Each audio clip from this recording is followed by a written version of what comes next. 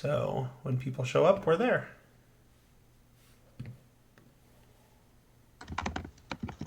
And it looks like it's there. And we're good to go. How's everybody doing?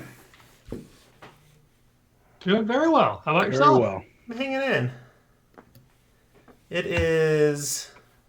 I am about halfway through my finals week at my college.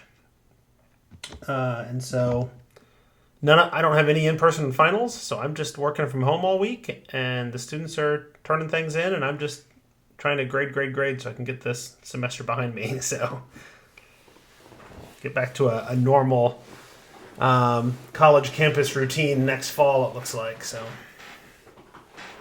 Nice. Yeah. Are you teaching Oh, college? Oh, I Yep. didn't know that. Because you used to be a I middle school was, teacher. and then I correct? finished my PhD a few years ago, and I am teaching at St. Mary's College at Notre Dame. It's the women's college on Notre Dame's campus. That's why you That's why I moved moved to to Indiana. Yep. Okay. Yep. So that's where I'm at now.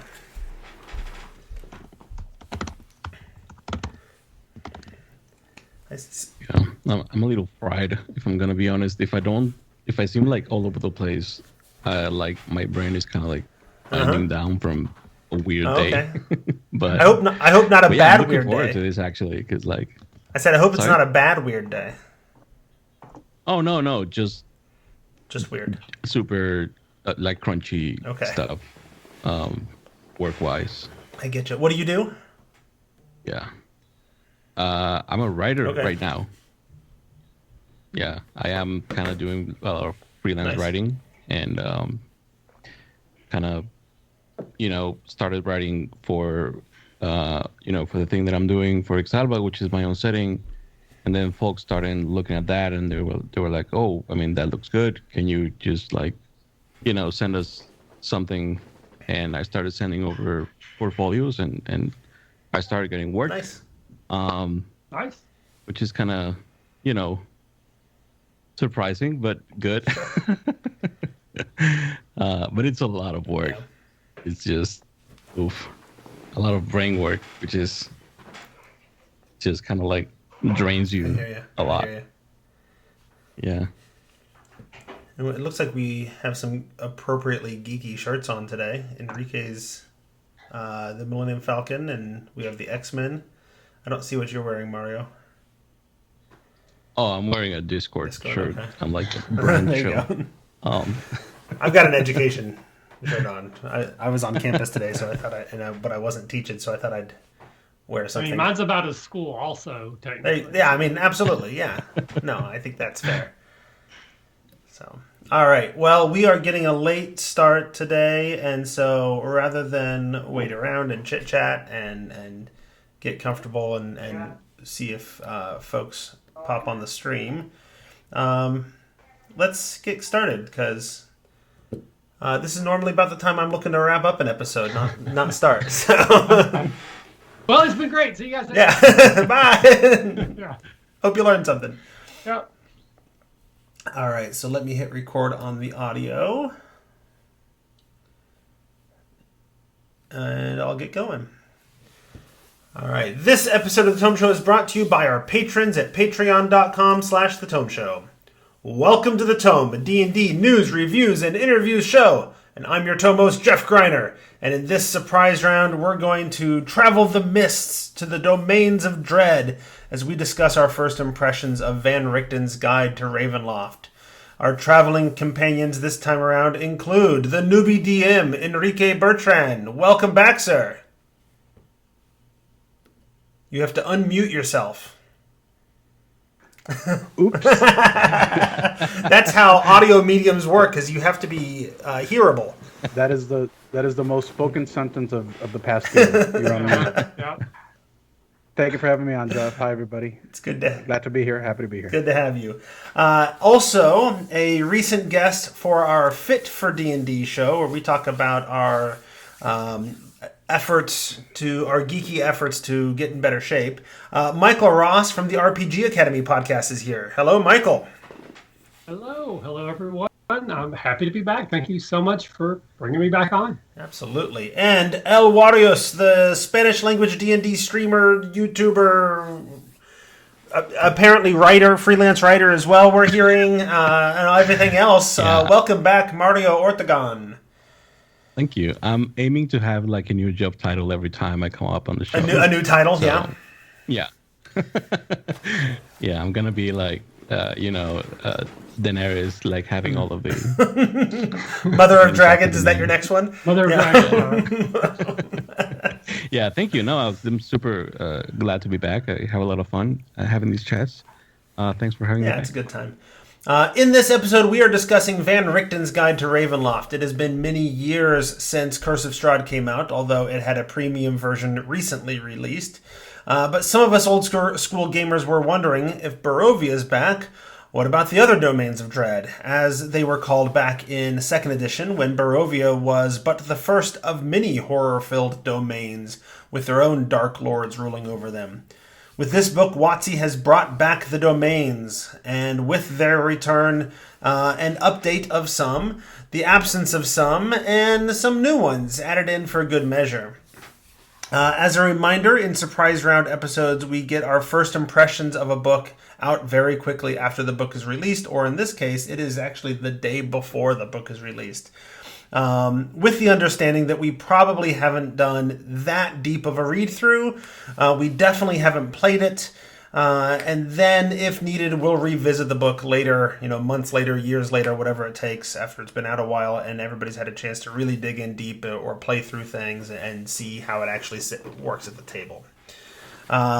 Before we dig in, I do want to remind folks that in the case of this book, I believe all of us are working from review copies. So none of us paid for our books. Is that correct, gentlemen? That is correct, though I am buying my own copy. Okay, there you go. So I like to be honest with folks so they can make their own decision whether or not we are being influenced by that fact that we've all received free copies from Wizards of the Coast. So let's get into it. This is Van Richten's Guide to Ravenloft. I brought my normal cover version down with me. Because I always send the special edition covers to my co-host Tracy, but it never goes quickly enough. The mail can't get stuff to her quickly enough to be able to have her join in. Enrique, unfortunately, with the background, there you go, the background effect. Oftentimes, it'll eat books when you hold them up next to you.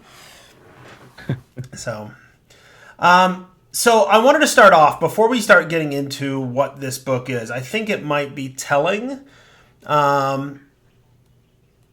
for people to understand sort of our perspective, our history, our background with the domains of Dread and Ravenloft in general. So let's go around and everybody talk a little bit about sort of what your history is with the domains of Dread, with Ravenloft, etc. Who wants to go first? I vote Enrique. Yes, I'll second. Right.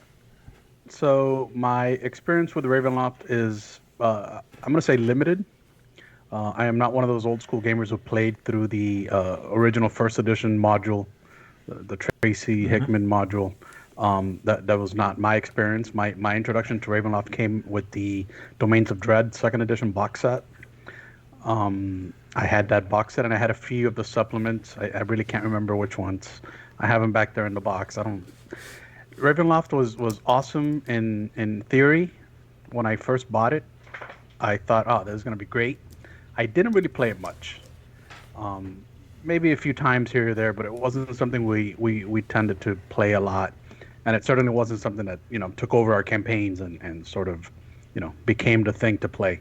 It was maybe once or twice, maybe 3 at most, and we sort of dropped it for something else. So I guess my experiences. I owned some of the products. I owned the core 2nd edition product. I think that box set was probably the core product at the time, and that was really it. I didn't really do much more with the Ravenloft past that.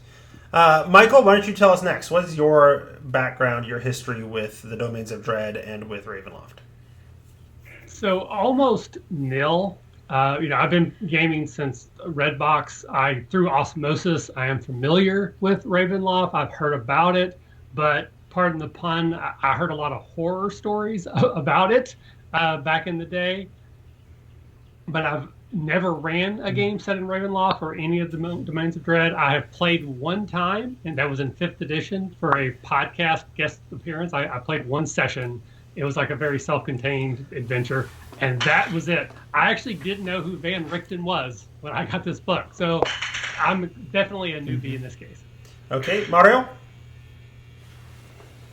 I started playing D&D in general on 3rd edition, and the first time that I played Ravenloft was also 3rd edition. I think I can't remember back then, but I know it was like one of those booklets that they did. It was black and white. I think it was just called Ravenloft or Domains of Ravenloft or something like that. Back then I did play a campaign. I never DM'd one, which I didn't like do a deep dive into lore, but I kind of like was familiar with the themes and some of the names and stuff like that. And the first time that I actually started digging into it and DMing and stuff like that was in 5th edition. So that was when I started getting acquainted with a lot of the old stuff. But yeah, no real practical experience before 5th. Just kind of like familiarized with it. Yeah, no, I for myself, I played the actual Ravenloft module a lot back in the day. I started playing D&D with 2nd edition, and I had a tradition for several years where we would play Ravenloft, the original Tracy Hickman. I think it was it Tracy and Laura, his wife. That did the original, and so I played that every year around Halloween, and I would kind of take notes about what they did, and then the effects of what they did would play out, in the next year. So you knock over that statue one year, the next year you go back, and that statue is placed back up, but it's got cracks and things in it from when it fell, and that kind of stuff. So those little hints were there, but I was very aware of the Domains of Dread. I only ever played a little bit with. There was a module called Die Vecna Die, and the whole idea was that Vecna himself was trapped in one of the Domains of Dread, and you had to go there and kill him.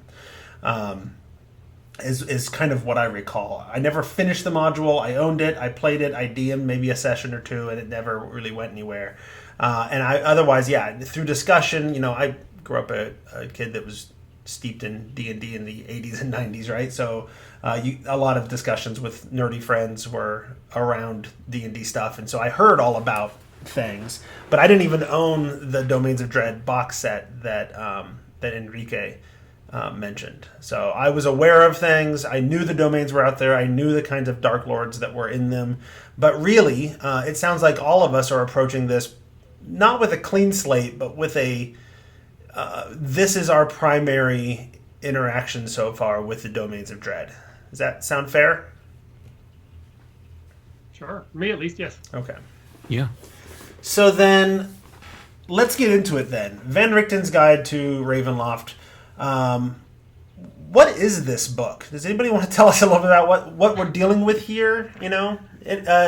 Enrique, you seem to have something to say. I've had thoughts about it. I've been tweeting about it. I did one of my Twitter flip-throughs about it, and then I've been reading the book over the past week or so. So I've had some experience with the book. First and foremost, I think people should understand that we get into a lot of conversations about lore and history and that sort of thing. This book is not a continuation of any previous Ravenloft. This book is not a sequel to any previous Ravenloft. This book is a reimagining of Ravenloft. So if you're coming into it fresh, that's fine. There's really no baggage with this book that you should be aware of as far as Ravenloft is concerned. It's a reimagining of Ravenloft. It changes many things about the original Ravenloft setting, the Domains of Dread. But none of that stuff is important. If you're coming into it for the first time, you're fine. So I just want to, people should understand I think it's fair to say you're fine if you're coming in with a clean slate. I think there are a lot of efforts in this book to reference the older things. Aslan and Jander, Sunstar running around, and a bunch of these other NPCs. Like, there are a ton of references that I think if you are somebody who has that background, you're going to... You could very easily treat it as sort of an update. You could treat it as a continuation. Here's what's happened to Darkon since second edition or third edition or whatever. Yes and no. Okay, explain. Yes and no, because there's some domains where the main characters have been just completely changed. Yes. So for example, the Frankenstein equivalent is completely different from what used to be. Mm-hmm. They gender flipped Frankenstein and they gender flipped the Doctor, and it's a whole new mm-hmm. thing, right?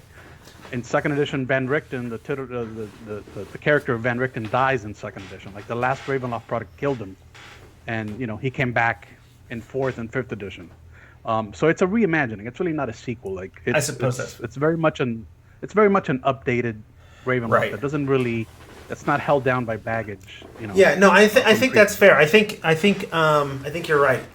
But I also want people to understand, like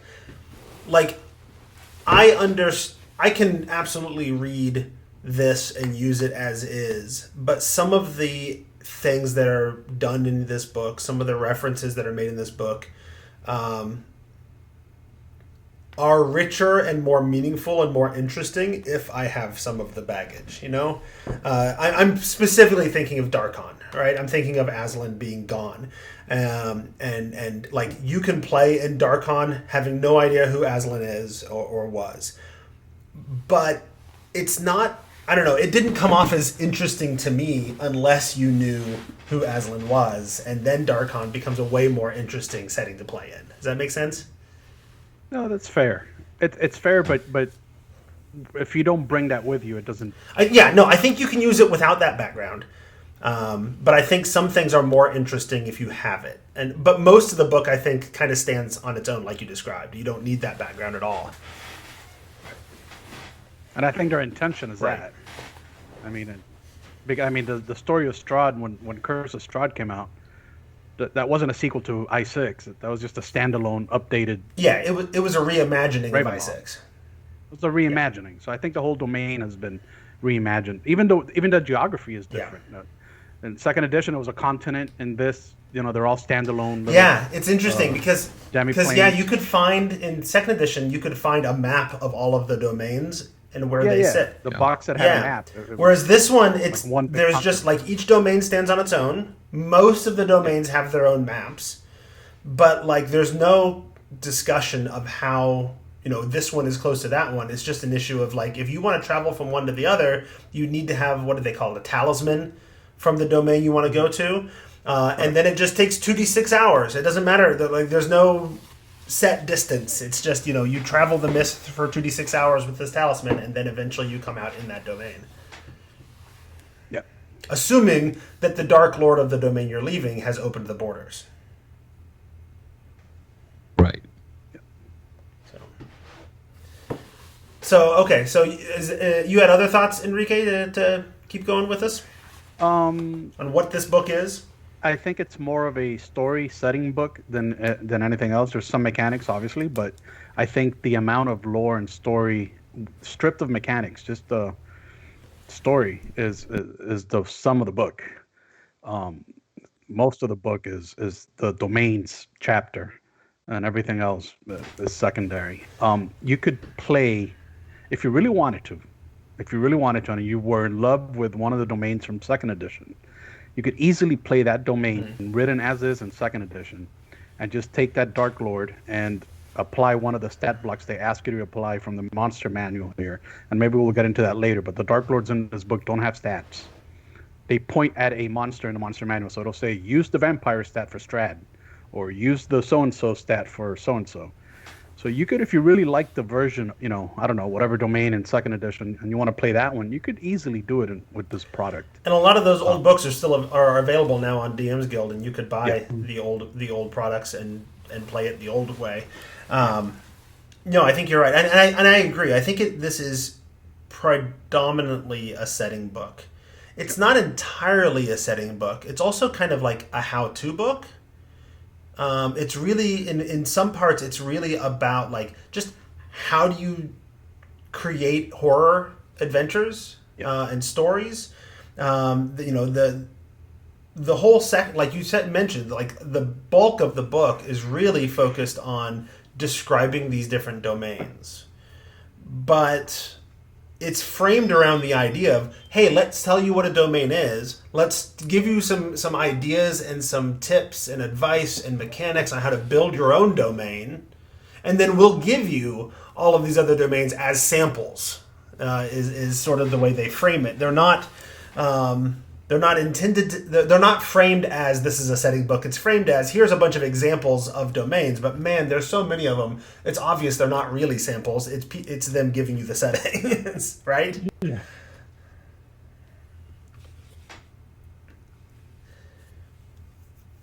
And so it also has how do you make a domain. It has the how do you build horror. It talks about different genres of horror that you can build from. It also has character creation options, right? There's backgrounds and a couple of subclass builds. Bard and Warlock each get a new subclass build. Dark gifts. I'm curious, and then the lineages, which is an interesting tweak, update, change, or whatever to what would normally have been new races, right? With the caveat that you could use lineages over a race. So Yeah. it basically sits on top of the race and sort of supersedes whatever was there on the race. So you could turn your dwarf into a whatever they're called. I haven't A memorized Dampier dwarf or a, Right. or a Hexblood. Yeah. So my first thought when I saw the lineages before I read deeper is I thought they were trying to transition to a new way of talking about races and transitioning to calling them lineages, but they reference races within it when I looked closer, right? Yeah. I don't think it is kind of replacing races. I mean, at least yet. But I mean, if they were trying to replace races, they wouldn't mention, the wording Right. in the lineages, because it clearly states that if you have a race, that the lineage supersedes the race, as you're mentioning.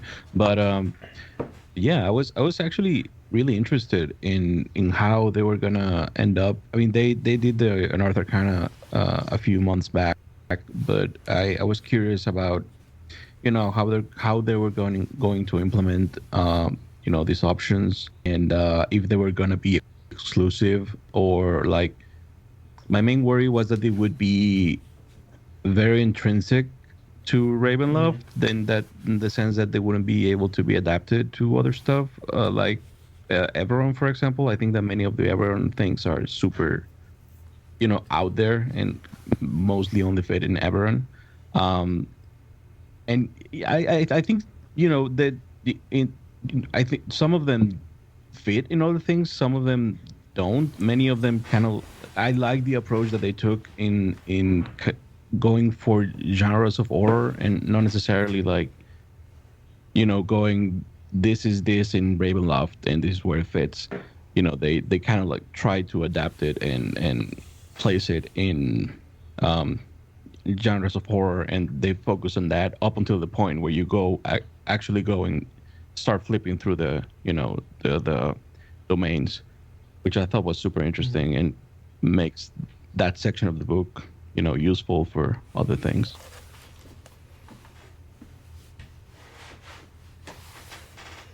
It wouldn't surprise me if the lineages term became the term for race. I don't know. I'm not convinced that's not where they're headed. Yeah. I wouldn't be surprised if that's not It makes the sense. slow transition they're aiming for. Yeah. I do like the new dark gifts. Okay. I like that they give, real sort of pros and cons, and they're super interesting. What they did on Curse of Strahd, they all kind of were traps in a sense. They all were like, "Oh, you get this, but something really horrible happens to you, Right. and then your character is evil, and you lose control of it." And the Dark Gifts and That Curse of Strahd, the good part for most of them was temporary, but the yeah bad part was permanent, right? was forever. Yeah, yeah, yeah. So yeah, I like this new implementation, and I think they do give a chance to have something interesting and not be, a gotcha moment for the player, that you just add something interesting to a character. Yeah, yes. On one hand, yes, absolutely. On the other hand, like if you are accepting a gift from a dark power, or in this case, they describe it as the Dark Lord bestowing these gifts, Right. which is a bit of a change from Curse of Strahd. Like Curse of Strahd did not describe Strahd giving you a gift; it was the dark powers themselves that created Strahd that gives you a gift. So yeah, I mean, if you're making a sort of this dark pact, it kind of makes sense to me that like that could go poorly. Like it seems inevitable, right? It should Yeah. feels like it should be inevitable. So I hope that it's not that they don't come off as new interesting character quirks and whatever without having the cost that one would expect from a horror story and making a dark pact. Right. No, I don't think they do. I think they made it so. I mean, to me, they feel like, in uh, World of Darkness systems, how how you pick like backgrounds, and what are the bad ones called? I can't remember. I mean, You it's pick, been 20 you years pick, since I played World of Darkness. yeah, you pick good stuff and bad stuff, and that's how you make a character there, and that's kind of how it feels here. Uh, they do give you advantages and disadvantages in certain things, and yeah, it does make sense from a story perspective that if a character gets this, that their demise is inevitable, but at least it's interesting until it gets there, right? That's the point.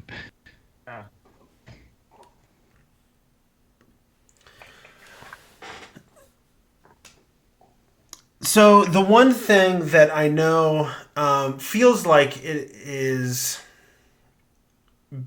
it comes out of or is a usage of sort of concepts that we saw in was it Tasha's when it comes to the lineages, is that they're kind of like laying on top of your race. They're kind of replacing your race, and they replace the ability stat bumps, but they kind of like in the Tasha's, create your own origin style. All three of them, and the three are Dampier, Hexblood, and Reborn. All three of them are flexible. It's just get a +2 in something, get a +1 in something, or get a +1 in three things, and it's completely your choice for every single one of them. What do we think about that?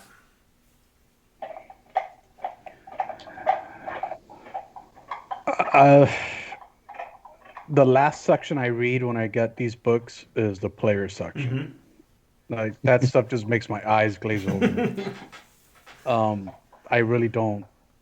I don't. I can't even phrase an opinion right now about it because I haven't even given it too much of a look. To be perfectly honest with you. I'll say in general, I'm a fan of that. As someone who likes to play sub-opt characters almost exclusively, I like the idea that I can play what it seems to be a counterintuitive combination, but it not be so terribly underpowered that I'm a burden to the other players, even if I'm not as good as maybe the classic versions. So I'm all for decoupling some of these options and making it viable for unusual pairings, even if that's not its true goal. I think that's what it does and offers. So I'm all for that. I have no problem with it. Yeah, I think when people have concerns, or had concerns anyway, when they did this as an option in Tasha's, the concern wasn't for people who were playing suboptimal. It was because it's a boon to the min maxer because they can mix and match their racial abilities with the stat bumps that are going to make them the super character, right? But they were doing that already anyways. Well, So, Yeah. so they get like one small possible betterment, where those of us who don't do the options. So I think you're playing to the majority there, hopefully, I think, as a non-min-maxer myself. So I'm all for it. But I mean, obviously, it's still going to be the DM's purview to say what can and can't happen, and they could even, the individual campaign could say you can or can't use this, or if you do use this, you still can't get more than this high. Your maximums are still 18 or 20 or whatever the case may be. So there's definitely ways to control it if that is a concern, I think. I agree. I think I wish it would be kind of like more involved instead of picking up those 2+1, like have a table or something related to the background of the character. That would be perfect.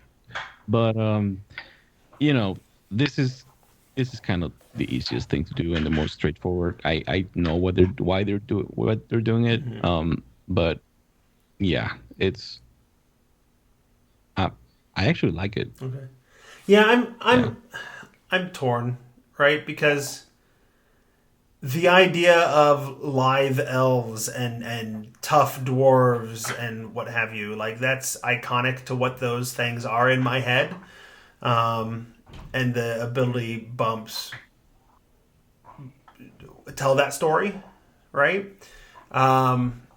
But I also get why they're doing it, and I get I'm also at the same time I'm oftentimes that player who wants to be the exception, right? And this is the thing that lets you be the exception. So I don't know. I'm real torn on it. I actually my favorite approach to allowing some racial variability but still having some racial themes is what they do in Fantasy Age and in the Age system where you there's a table of sort of features and you have 2 out of these, what is it, 6 features or whatever, and so there's themes but there's also variability within the races that way as well.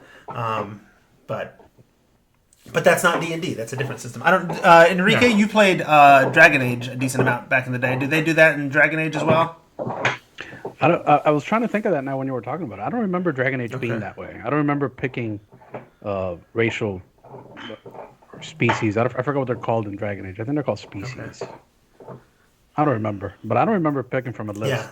I think you had your set things, and they did that when they took the Age system and they converted it to Fantasy Age, their sort of generic fantasy system. They did. I love that. the Age. No, system, I by the way. Yeah, I am in my ample free time at the end of the semester. I am in the process of converting a bunch of Eberron stuff into the Age system because I want to run Eberron when I finish my current big campaign. I want to do a short run of Eberron, but I also want to play with the Age system. So I'm figuring out what a Warforged looks like in Age. I converted Star Wars to Age many years ago. I did. Nice. It came out actually. I'm gonna toot my own horn. I think the Age. I mean, not to get too off track from Ravenloft, but I think the Age system does sort of pulp storytelling well, and Star Wars is kind of a pulp story. So I want to set a question here. Yes, let's get back to that. If you don't mind. Sure. How much of a campaign do you think you could run with this book? And is the book missing? Tips and ideas for what a Ravenloft campaign should look like, or how high should it go, or where should you start or end a Ravenloft campaign? Yeah, that's interesting. It's something I've been thinking about a lot, not just in regards to Ravenloft, but just. I think so. So here's the thing. I think there are things. This has been on my mind as well, because oftentimes I will read these books and I was like, aha, here's the story I'm going to tell with this book, right? And I think in this case, like you could just pick your favorite domain, use this as a starting place, tell your story, and do a whole campaign, which is basically what Curse of Strahd is, right? But you can also do a story of you are people native born to the domains, you have formed this group, and you know how to travel the mists, right? You know how to get around. And so you can sort of run from domain to domain, picking up talismans and experiencing different types of horror. There's not like when they give you like here's how you can travel the mists. I feel like that's the kind of story they're encouraging. but I don't think there's like actual advice as to how to put together that story, right? I think in each sample domain they have a little section on that I feel like is a simplified version of that chapter from the Ravnica book. In the Ravnica book, there's this whole chapter of here's tables and ideas. You piece them together, and here's how you put together an adventure in Ravnica, right? They kind of did a little miniature version of that for each domain. Here's the kind of adventures, here's the kind of plots that might be going on, here's what you can do with it, right? But there's not sort of cross-domain plots to deal with. They kind of leave you, other than traveling from place to place, they kind of leave you on your own to figure out what happens when you go from one domain to another, and what kind of stories to tell. All right, what's a level 20th character supposed to do in Ravenloft? Oh. What's he hoping to do? Yeah, and that's one of the other things. Like they Get out. Well, that's true. Leave. Yeah, leave. Yeah, well, there's a few answers to that. One, they explicitly talk about like use these stat blocks from the monster manual for the Dark Lords, right? The mummy guy is just a mummy. Well, not a mummy lord or whatever, right? They're saying don't there's a temptation there. You want to make Strahd like a super vampire, but don't. Like, just use the stat block that's in the monster manual. They're hard to kill anyway because they always come back, right? And there's So again, I'm interrupted. But that's one thing I definitely want to talk about it at one point is that aspect. Yeah. But please. No. Well, I was gonna say I don't know that I like that. I want Strahd isn't a vampire. Strahd is a vampire who's also like a level whatever wizard and super smart, right? And I want the Dark Lords to be a physical threat, and it goes to Enrique's question of like how do you go to a high level game when you reach level 15 and you can trounce every Dark Lord whose domain you wander into, right? Yeah, for me, trying to again parse this because I don't have any history with it. This book doesn't read to me like a recipe book. It's like a cooking class. Like, this book doesn't tell you do these things and you will have a Ravenloft dish. This is more like, hey, let me teach you some aspects of cooking for this particular type of food, and then you can make whatever you want using your own type of ingredients. So I don't think there is a such thing as a Ravenloft campaign. I think there is an adventure, like a 4 or 5 level. You get pulled out of Everon through the mist. You get pulled out of Greyhawk through the mist. You deal with a Dark Lord, just one, and then you hope to survive and get out. Whether that's good or bad, to me, that's what this book is telling me to do. Because I didn't like any of the stuff about moving domains. That's not going to happen in my game. If I run this, you're going to get pulled into one. You're going to deal with one Dark Lord. You're going to hopefully survive and get out. Because the thing that I thought was interesting, I don't mean good or bad, but interesting, is they said the Dark Lords are immortal. Even if you defeat them, they just come back. Right. And that there's some, again, very gothic horror tragic about that no matter what you do, it doesn't actually fix anything other than temporarily. And I think there's something to be mined there from like a psychological aspect of you don't fix Barovia.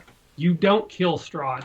You survive because eventually he will come back. So you just want to get in and get out. So to me, that's what the book is telling me. It's not going to be a campaign. It's going to be level 5 to 7, maybe 5 to 9, because I don't want you to be powerful enough that Strahd doesn't worry you. Right.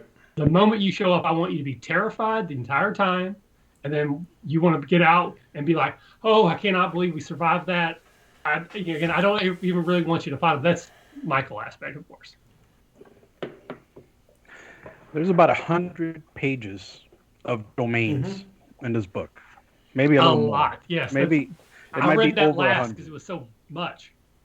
Yeah, I was surprised. Short of a few charts for you to roll on, random charts to create adventures and stuff like that. These things have no mechanics. Yeah, all flavor. No mechanics. It's all flavor. All flavor, which I found interesting.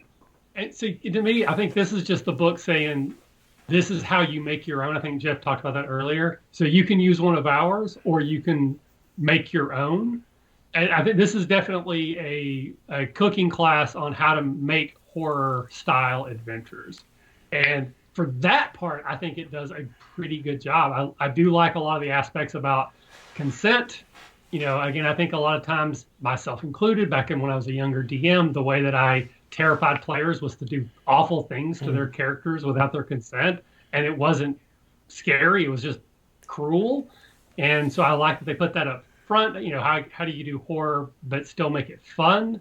And they give you like, I don't know if I'll ever run a Ravenloft campaign, but if I run horror type adventures, I will definitely use lots of pieces and parts of this book. Yeah, there's a lot of good advice. That's for sure. A lot of good advice.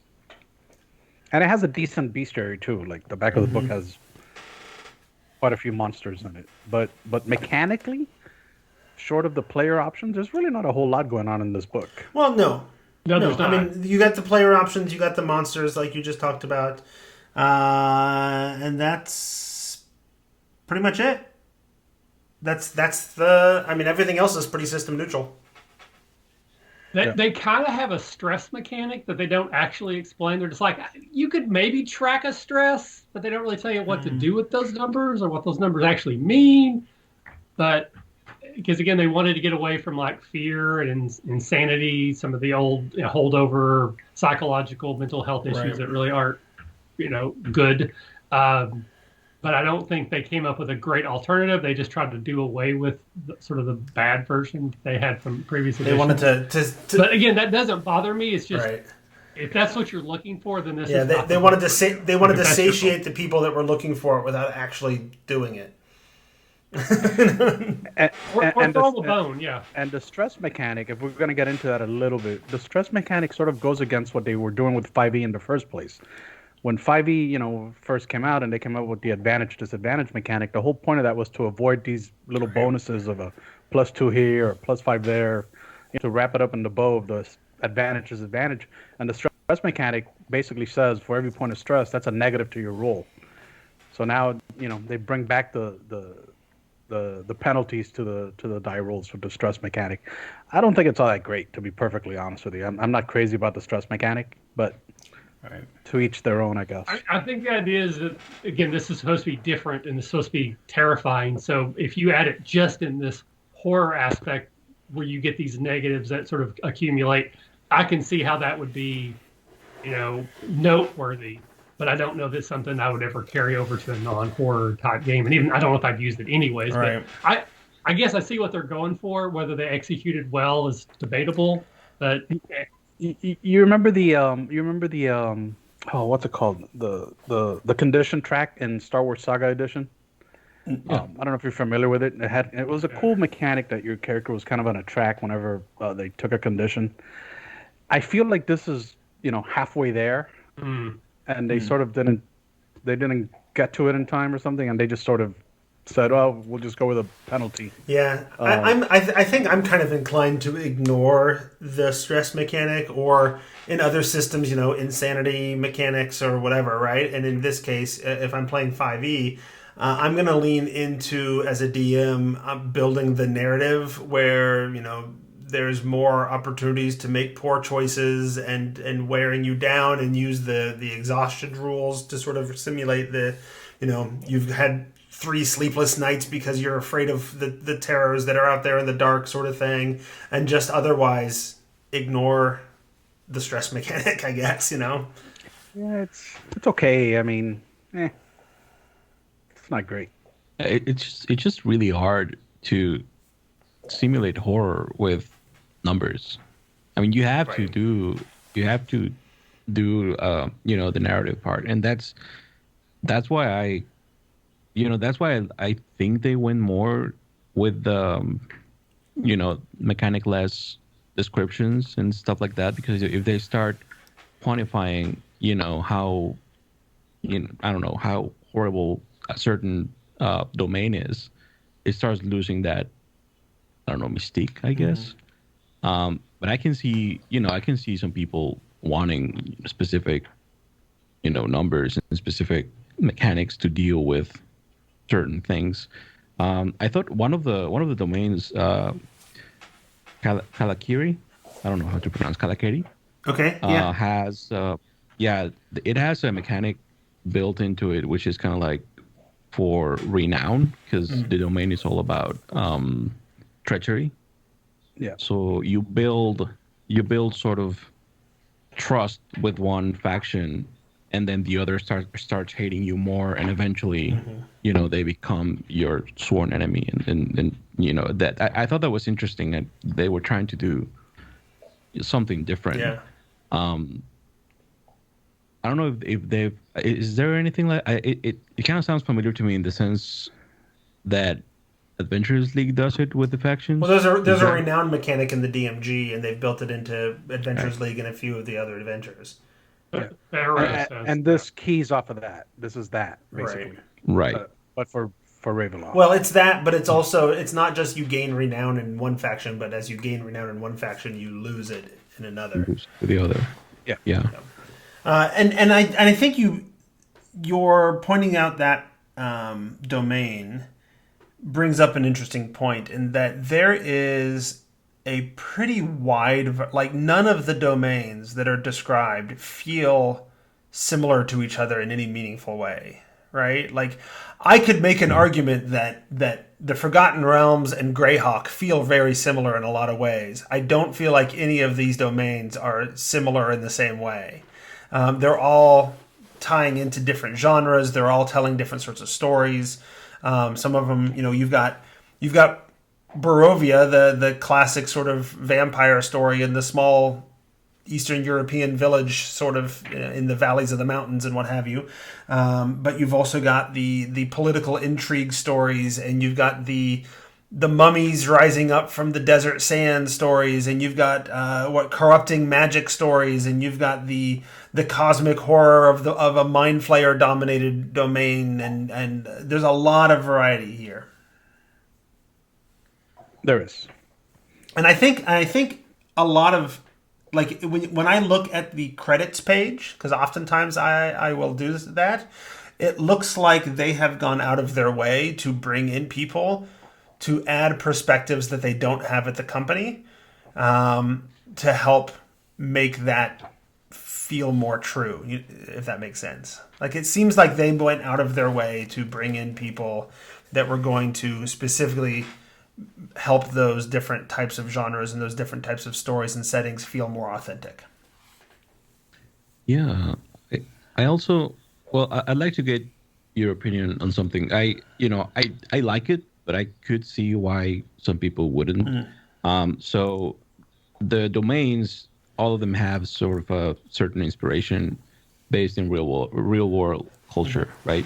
There's a sidebar that tells you, like, hey, characters in this domain have, Indian names, and characters in this domain have Mesoamerican names, and they spell it out, the inspiration that they're taking from. I like that, but I don't know if that feels, because to be fair, like looking at for example, Valachan or Balakan, I don't know how to pronounce the domain that has Mesoamerican references. Yeah, Valachan is what I would say, but I don't know. I think it's Valachan, yeah. But, well, that one specifically, it does say that it has Mesoamerican references in the names, but none of the names sound Mesoamerican to me. Okay. So I don't know how true that is. Maybe it's only true for characters, and it's suggesting for the players to or the DMs to take this inspiration, and it's not actually reflected on the setting itself. But yeah, that is the one that I have a context for. I don't know how the others fare in that regard. Well, and part of the trick is that I don't have enough of the background. I don't know if that is a domain that existed in the previous incarnation of the Domains of Dread, and that there and it is was. it and so in that case, I imagine that is happening because they are playing off of the things that were there then, that were written by people who didn't have anything more than an encyclopedia entry, not even Wikipedia at the time, right? An encyclopedia to pull from as their entire background in Mesoamerica, which of course begs the question, then why tell a Mesoamerican story if you don't know anything about it. But that's the Mestica Right. problem, where the name was chewing. I always go back to that. No. I think you're right. I think it's the that's I think the exact and that's what I was thinking of. It's the exact same issue. It's that you had it's founded. It's built on a foundation of people who didn't understand what they were referencing. Right. Yeah, and to be fair, looking at And there's no Valachan Hispanic name in the credits. By the way. Okay, Just and throwing that out. that says something.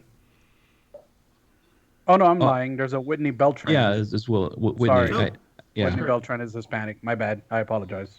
But yeah, like, looking at Valachan specifically, like while I don't see the influence in the names, I do see it in the setting.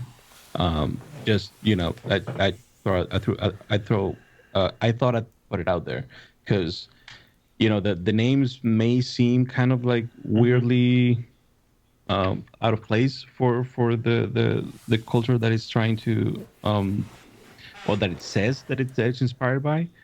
But the setting is actually really interesting, and this is one that they took something that was different before, and they kind of like overhauled it.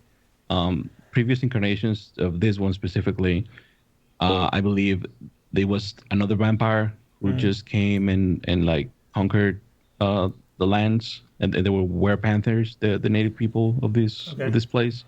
And then the new Dark Lord basically is one of the people who was previously oppressed, and they rose and took down the previous Dark Lord, and they became the new Dark Lord.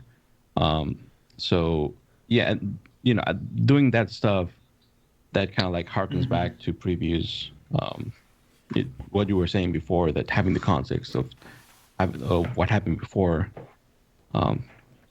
gives you the idea and the groundwork for. Well, and so I wonder if that's I mean, if they're trying to, it's interesting the approach they take, right? Like we had this conversation at the very beginning that Enrique brought up that that they are attempting to sort of be a reimagining of the Domains of Dread, but they're also definitely building on, and in some cases building a continuation of the former incarnations of the Domains of Dread. So in this case, like they may have reimagined Valachan, but they've done so on the foundation of the old one. They didn't completely just reinvent it from scratch, and so they pulled in the old names, all the things that the old fans of it are familiar with are kind of there, but then they gave it a more interesting, more updated sort of spin to what that setting is, right? They did the same thing with what's the one that Darkon that Aslan was from, right? Aslan is no longer there, right? But that's also part of the story. Like Aslan is no longer there, and there is no Dark Lord, and the domain is slowly collapsing, and so it's kind of got this natural disaster horror thing going on. But that's clearly a continuation of the former story where Aslan was trying to escape his domain, and now the story is that he has, or at least he's disappeared. But it's also just, again, if you're trying to like teach someone how to make their own domain, here's an example of a domain without a Dark Lord, so that you know that that's at least a possibility that you could also play with. So that's actually one of my favorites that I like, because I didn't read them all in depth. I do love the idea that there's one there is no Dark Lord, but the absence of a Dark Lord becomes the ultimate power because everything is collapsing. Apart. So I actually thought that was a very cool twist on that. Yeah, no, there's a lot going on here, and there's a lot that has my attention and has my interest, and I don't know. Like maybe, and I think Michael had mentioned, like, this is the kind of thing where you might pop in for a few levels, play an adventure in one domain, and pop back out. I could see, like, I read these books and I start building stories in my head, and I have this story that crosses from domain to domain, but I don't know what the sort of the meta plot and what the point is, right, at this point. But definitely, like, historically, I think traditionally sort of the domains were oftentimes used exactly as you described. At least that's my understanding of them from second edition, was primarily like you popped in, and then you survived long enough to escape, and that was the entirety of your trip into the domains. But there's a lot of interesting, and they bring in there's a whole other domains that just covers a few pages where they bring in a bunch of new ideas. Did the stream stop, or was it just mine? My internet's been buffering. Okay, We're good. fine. Okay, good. Mine went buffering here. I don't know what's going on. Okay, good. Thanks, GM Mace. So there's all kinds of new things there. I like the fact that they brought in Eberron. So you've got the train, the morning rail, the lightning rail that was leaving Sire just as the morning happened or whatever. And that they brought in all kinds. Here's just this wide variety of different things you can kind of play with and do things with, right? Is that section all new domains? The other domains of Dread? I wasn't sure, but yeah, there's a lot of wild stuff. I know they got rid of the domain where Lord Soth lived in. The one that sounded like a Star Wars thing. Yeah, I was kind of, because I'm kind of like Lord Soth was one of my favorite Dark Lords. So He's gone. well, he's gone, but I wonder why, right? But not Right. forgotten. I'm wondering if they're not. I mean, we know that we know from news things that they're working on some Dragonland stuff. So I wonder if there's not Lord Soth plans in that, and they wanted to not tangle him up in this. Perhaps. I always found him, not to derail, but I always found him a little too close to a Darth Vader proxy. And then that whole Sithicus thing sounds too much like Sith. Dark Lord of Sithicus. Sure. That sounds intentional. But to go back to the idea of not getting tangled up, I don't know if you guys noticed, but one of the NPCs, and I don't remember his name, the NPC who appears in Avernus, Yeah, Jander Sunstar. the undead elf. Yeah. So in this book, he's also here, right? When does this take place in relation to Avernus? But they have an out in the story. Yeah, here they built a trapdoor so they can. Yeah. Because basically, It could be anywhere you want. if you're an old school fan who may have read some of the old second edition Ravenloft novels, right? Jander Sunstar has a history. And I didn't even realize this when he showed up in Descent into Avernus until people started talking about this book, and then I did some reading. But Jander Sunstar has been around in D&D lore for a long time. Has been a beloved character apparently by some people, and people were upset that they did him wrong in Descent into Avernus. He went out kind of like a chump, right? He didn't get his moment, right? And so this book was sort of, because he was at least in part a Ravenloft character. This book sort of gave them a way of oh no, look, see, Jander's here too in Ravenloft, and here's our reason why. And it turns out there's all kinds of Janders out there doing their thing, and who knows which one is the real one, and does it matter? Right? Yeah, I found that a little odd. Well, we got to include him. How do we do it? He's already in this book. Magic. Whee! Right. Wizard did it. Yeah, isn't people who are native to the domains, or that become entangled with the domains in some way, they can also just they happen, whatever happens with it. For example, so because Barovia, for example, it restarts, right? And there's several versions of that Tatiana and stuff like that. But and that ties in DM. I don't know if it or D&D PTY party. I'm gonna call him D&D party. Asked earlier if there's new stuff for Barovia for that wasn't in Curse of Strahd, right? And Enrique said, well, not really. It's only a few pages, but kind of, because there's also this whole thing about what's going on with Irina or Tatiana. How, in what form is she coming back? There's all these different incarnations that you can have, and different ways that she interacts with Strahd. There's a couple pages of new stuff that isn't in Curse of Strahd, dealing with sort of what happens when she reincarnates and different stories you could tell there. So there's some very cool art. I do like a lot of the art that's in here. Yeah, I can't see my camera when I lift my book, so I don't know if I'm showing the art. yes, You're doing okay. Yeah, you're doing all right. I'll give you like 80%. So does anybody have any plans to actually use anything? Like, do you have a current campaign that you're going to borrow from? Is anybody inspired to run a Ravenloft-esque game using this book? What are people thinking about that? So my current campaign escaped from Ravenloft. We ran Curse of Strahd, about 4 or 5 levels ago. So I don't think I'm going to be pulling out anything with it right now, because right now, like, Act 1 of my campaign was Dragon Heist, Act 2 was Curse of Strahd, and Act 3 is more homebrew, but it's tying off this like, now the dark powers have escaped because they were brought back to the realms in the Amber Temple and they got away, and now they're the big bad guys, right? And so going back to Ravenloft just doesn't make sense necessarily right now, because all the dark powers are gone. Or maybe it makes more sense, I don't know. I don't currently have plans to use it. They're high enough level that I don't think the Dark Lords would be much of a challenge for them anyway. Right. So I'm currently running a 13th Age game that, just by coincidence, has a lot of horror elements. As I was saying, I think I mentioned before that there's things in this book that tells me how to do things that I've made up myself for 13th Age. And so since I'm already running kind of a horror-esque game, I don't know that I want to jump into another one right away. But the first thing that came to my mind is wanting to run an Eberron game that's basically Eberron meets the TV show Supernatural. Okay.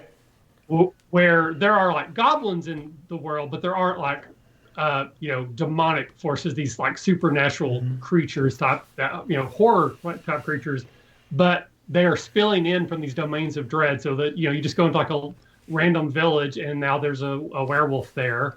Our heroes probably have dark gifts, but they're not in Barovia or in the dark domains, but they have them now. Again, kind of Supernatural, the TV show. And they just keep going village to village, fighting all these supernatural horrors. Eventually, at a high enough level, they would go into one of the domains to figure out why they're leaking over. So that would be probably what I'm thinking is Eberron meets Supernatural, the TV show, with Ravenloft as like the final confrontation of some sort. So that's what I was inspired to think of, if not necessarily run. You know what I really like about this book?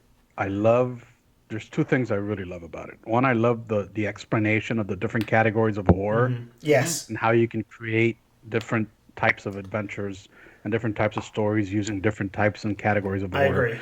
And 2, I really enjoy the world building aspect of how to create your own domain, how to, what a domain looks like, what goes in, what type of stories you could tell in a domain.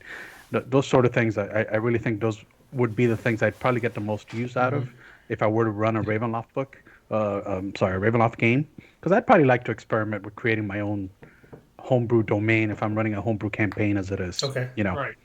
It's not like we have any baggage anyways. My group really has no attached Ravenloft stuff. And see, I think I would want to play with the domains that exist, but that doesn't make the how to create a domain section any less useful, because I want to use an existing example that's here. But by understanding the advice and the ideas around how to build a domain, it helps me understand what they're trying to do in that domain and how to play it well, right? And so I still think that section is really useful, even if you're using one of the existing domains. I'm just going to keep pushing my metaphor that it's not a recipe, it's a cooking class. It's a cooking class, right? Yeah. Mario, did you have any plans to run some Ravenloft after reading this? I don't know if run it, but we'll definitely bring it in our campaign for sure, because we have a game that started with Curse of Strahd in 5th, and it's still going. And because of the way it started, it's a streamed game, and the audience liked the tone of the game, of the kind of like the gothic horror a lot. We finished Curse of Strahd, moved on to Ghost of Saltmarsh, but we kind of kept the spooky gothic horror tone, more or less. We weren't in Ravenloft anymore, but the characters were sort of like marked by it, I guess, and you should just drag that sense with them. We're playing Avernus now, and it's still kind of like we're giving it a horror spin, and probably that set of characters is getting pretty close to 20th level. We are right now, I think we're in 15th and about halfway through Avernus. Modified, of course, because that adventure is not for that level. But yeah, maybe I think it would be the right way to end that campaign would be to go back to the Ravenloft, right? That would be kind of like the for full circle, absolutely, as they say. But yeah, probably. I think it's also interesting. Like, I don't remember if it was the third or fourth edition version of Ravenloft, of Barovia specifically, where for whatever reason they kind of abandoned the idea of the mists and the domains and being on a different plane, and they just sort of said, here are some ideas of where you could put this on different worlds, and it was just a valley in an actual, on one of the settings.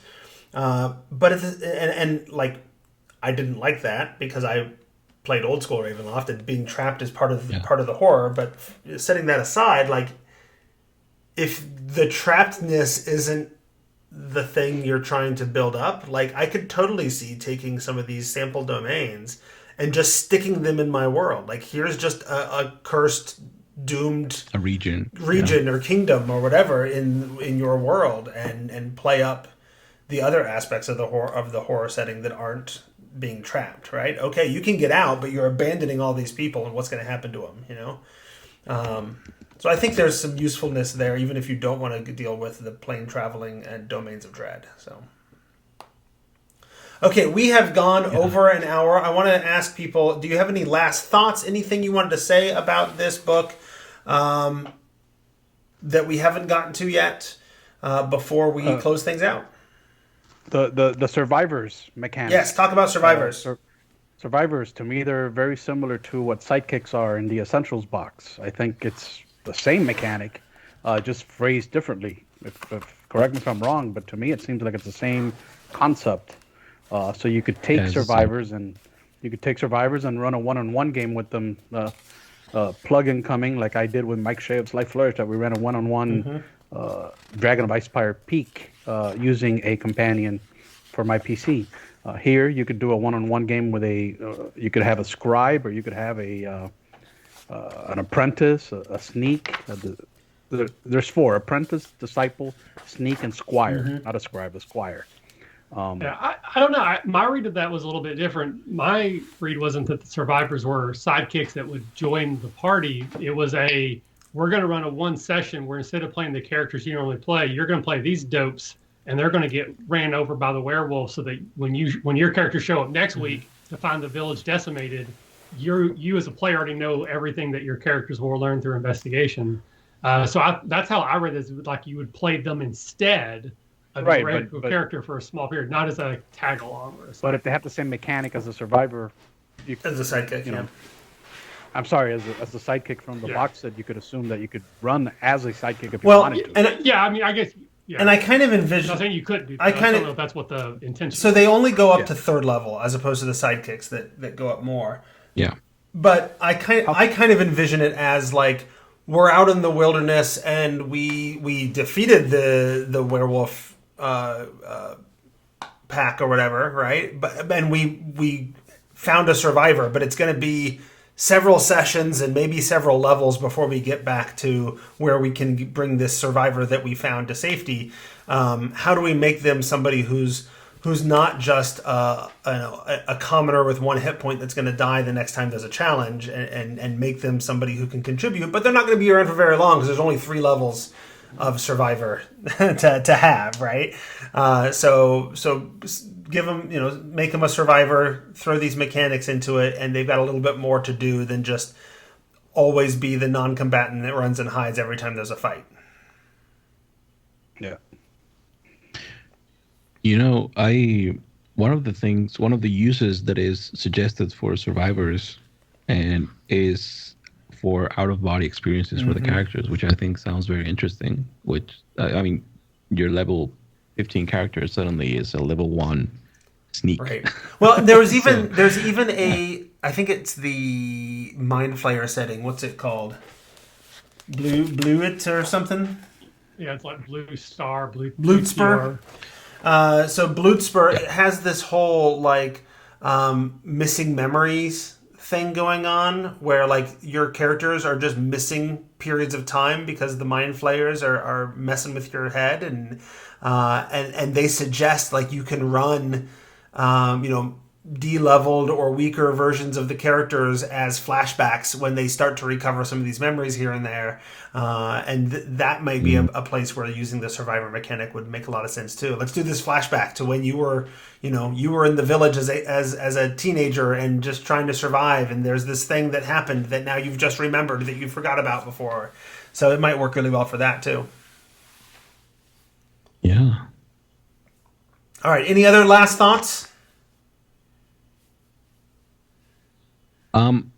One final thing that I wanted to point out was I like how much they delve into describing Dark Lords, because if anything, I mean, they can be used as, this is basically a villain book full of villains. Yeah. All of the Dark Lords, basically, they could be a, BBEG for any party, and there's a lot of them. So they go in through history, motivations. They give you everything that you need to role play them. And I thought that was another cool aspect of the book. And honestly, like having a book of villains. Who the Dark Lord is probably more important than any of the like domain features or locations or whatever, right? Like if I'm playing Curse of Strahd, I will do a better job of portraying Barovia if I understand Strahd than if I've learned or memorized a bunch of information about Vallaki. Right? Valaki's just not nearly as important as Strahd is in terms of setting the tone of what that story is going to be. Yeah. Agree. I guess for me, the final word is like, should people buy? And I'm going to give it a resounding maybe. It depends on what you want from it. Right. If you like the idea of that cooking class before, that it's going to help you run other horror types of adventures, it's going to help teach you how to build maybe a BBEG for your own campaigns and give you a lot of fluff, then I think it's worth it. But if you're looking for a recipe where you can take this book and then run a Ravenloft adventure, I don't know that it does that. In fact, I'd say I do know that it doesn't do that. Right. I think if you want to run horror stories, it's a great book to buy. Whether you're running Ravenloft stories or not, if you want to run horror stories, it's a great book to buy. Lots of inspiration, lots of things that you can just tear out and put into whatever game you want to do, whatever, right? I would definitely say that. Any thoughts on the alt cover versus the regular? If you had your druthers, if there was no difference in cost, which one would you prefer? Well, I always do the regular covers because I like everything to look the same on my shelf when I'm looking at the spines, and the alt covers don't. So I always send the alt covers to my co-host Tracy, and I keep the regular covers. Other than that, although the alt cover is really cool looking, it's interesting that, I don't know, like you've got the giant face on the alt cover that I assume is supposed to be Van Richten, but it kind of looks like the mayor of Vallaki from Curse of Strahd. And so in some ways the action shot is Esmeralda, and so she becomes center stage on the alt cover. Wasn't Van Richten comes out in Curse of Strahd, right? But he's like in disguise or something. He's there. Yeah. His story in Curse of Strahd is really weird because the party can just go all the game without really knowing his Van Richten. It's just weird. Yeah. You know what? I like the monsters in this book. They're kind of cool monsters, regardless of whether you're going to play in Ravenloft or not. I agree. They're neat. I like them. Well, and some of them, like, what is the one I'm looking at here right now? This one that's the War Ravens and the Nosferatu. I opened up to the zombie page, and you've got this art of giant zombie, basically a zombie made up of a swarm of other zombies, which is interesting because like that's an interesting monster that Kobold Press has already done a couple times in their monster books. If you're using the Tome of Beasts or the Creature Codex, Kobold Press has already done this. And in the back of the book, you get a Ravenloft-inspired Ouija board type thing. Oh yeah. I'm waiting for Beatles and Grimm to release this as a prop in one of their box sets. I assume it's going to happen. And Wizards put it together as a prop. I don't know who got what versions, but some people who got early copies got one with an actual spirit board, as they call it. I was not one of those people. Neither was So there we are. No, but I think it's. I didn't get it either, but I think it's the one that Wizard basically. I mean, it's a carbon. I'm sorry. Wait, how do you say cardboard? Cardboard cutout, right? It's just like a thin paper thing. Yeah. And the one, I mean, I assume if Beetle and Green does something, it'll be like an actual thing. Right. Right. That would be super cool. It just seems like something that they would put in one of those boxes. It does. Yeah. It seems like if they do a Van Richten's Guide to Ravenloft box, which I imagine if they were, they would have already announced it. So I don't know that they currently have plans to. Right. So. Anybody know how to get on their press release list? Oh, I've tried. I've interviewed one of the founders and tried. He said he'd put me on the list, and then it never happened. So I'm gonna be honest with you. They sent me the Curse of Strahd. They sent me the Curse of Strahd box. That thing is amazing. I bought the Descent into Avernus one. Actually, I bought two, and I sent one to Tracy, and then we did a review of it. It's really cool. And now I'm running through it, and I'm realizing it's not quite it's about 90% awesome. But then there's but now there's major encounters, and I don't have maps for them. But this is a whole other thing, right? Yeah. I feel like I'm spending $500. I want a map for pretty much every single encounter in the game in the adventure. No, I can say without a doubt, and they're not. I'm not shilling for anybody here, but that Curse of Strahd box is a fantastic product. Oh, good, excellent, fantastic product. All right. I was pleasantly surprised. Well, most of my time playing Curse of Strahd has been virtual, so I'm glad I didn't spend the money on it because we did Curse of Strahd in the pandemic, and all those props would have just sat here in front of me and looked pretty. All right. Unless anybody has anything else burning, we're going to go ahead and wrap it up. Okay. And that is the end of this episode. I want to thank all the listeners who support us by being patrons at patreon.com/thetomeshow, such as Hyperlexic, Merrick Blackman, Jill Sanders, Leonard Pelche, Doug Palmer, and I feel like I'm missing somebody. We also want to thank our guests for joining us. Mario, where can people find you on the internet? Thank you for having me. You can find me on as Elwarius or Elwarius if you speak Spanish. Everywhere, Twitter, Twitch mainly, but if you search Facebook, you'll probably find me. All right, Enrique, where can we find you? So you could find me on Twitter. I'm at NewbieDM on Twitter. That's really the only social media presence I have for my D&D stuff. There you go. I'm always on there though, so if you reach out to me on Twitter, you will get a. He is always on there. Yes. And Michael, what about you? I'm Michael, and I can be found at the RPG Academy. Pretty much everything I do can be found there. So if you search the RPG Academy, you'll find me. Very good. And the RPG Academy is a podcast that you do. Podcast, stream, Twitch, the whole 9 yards. Absolutely. If you want to get a hold of us, you can email thetomeshow@gmail.com. You can find me on Twitter. I am at Squatch, SQUACH. The show is at The Tome Show. We also have a Facebook page and a Discord channel if you want to come hang out with us. We've got a nice little Discord community. I like that it's at a size where we get to have good conversations, but it's not so much that it gets lost. Yeah. And that's our surprise round episode where we rode the terror train all the way to Horror Town as we discuss Van Richten's Guide to Ravenloft in this episode of The Tome. The Tome, the Tome, the Tome. That's right.